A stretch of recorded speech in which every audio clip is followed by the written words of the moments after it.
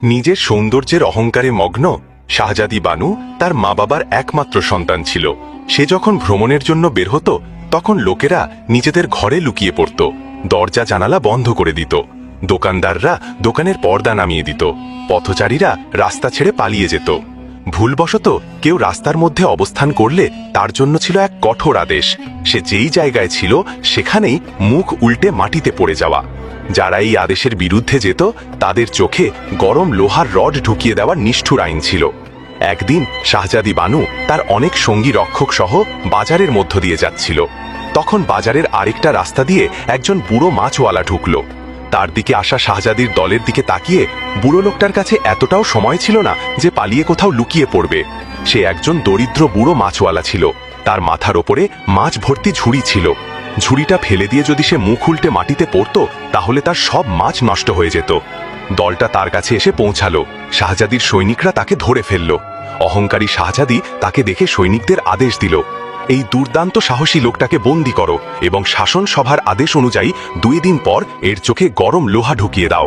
এ কথা শুনে বৃদ্ধ মাছওয়ালা কাঁপতে কাঁপতে বলল, ও শাহজাদি, ও রানী, আমি বয়স্ক এবং অনেক দরিদ্র, আমার এই বুড়ো বয়সের কথা ভেবেই আমাকে মাফ করে দাও। কিন্তু শাহজাদি বানুর ওপর বৃদ্ধ মাছওয়ালার কথার কোনো প্রভাব পড়ল না। সে বলল, এই কানার চোখে রড ঢুকিয়ে দাও। এই বলে সে তার সফর সঙ্গীদের সঙ্গে এগিয়ে চলে গেল। বৃদ্ধ মাছওয়ালা কাঁপতে কাঁপতে মাফ চাচ্ছিল। ভয়ের কারণে তার হাত পা কাঁপছিল, যার ফলে তার মাছগুলো মাটিতে পড়ে যায়। কান্না করতে করতে সে মাছগুলো তুলতে লাগলো। তখন শাহজাদির সৈনিকরা গালি দিয়ে বলল, তুই কি করছিস বদমাশ বুড়ো, তুই রাস্তা নষ্ট করে দিয়েছিস। তখনই একজন তরুণ এসে বুড়োর মাছগুলো তুলে নিয়ে তার ঝুড়িতে রেখে দিল।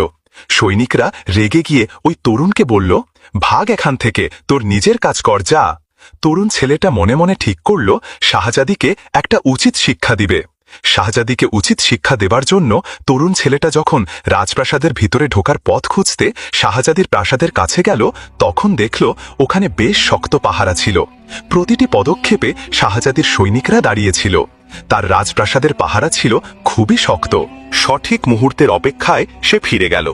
শাহজাদি তার রাজ্যের চারপাশে এতটাই কঠোর পাহারা দিয়ে রেখেছিল যে রাতের বেলা সে যখন ঘুমাতো তখন তার ঘরেও তার বিশ্বাসী পাহারাদাররা বিছানার চারপাশে দাঁড়িয়ে তাকে নজরদারি করত। একদিন হঠাৎ শাহজাদির মনে কি যেন হলো, সে হঠাৎ একা ঘুমাতে গেল। এই সুযোগের অপেক্ষায় অনেক দিন থেকে যুবকটি ছিল। মধ্যরাতে সে রাজ্যের সব পাহারাদারকে ফাঁকি দিয়ে শাহজাদির ঘরে ঢুকল।